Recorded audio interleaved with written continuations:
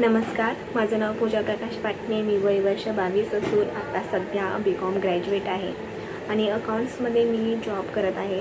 तर मी आणि स्टेज हे एक नवीन नातं लहानपणापासूनच निर्माण झालं आहे.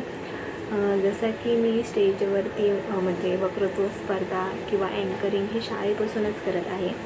तसंच ही आवड माझी अजूनच वाढत गेली. तर मी मुक्तछंद नाट्य संस्थेमधून नाटकाचं प्रशिक्षण घेतलं आणि मी नाटकही सादर केलेलं आहे.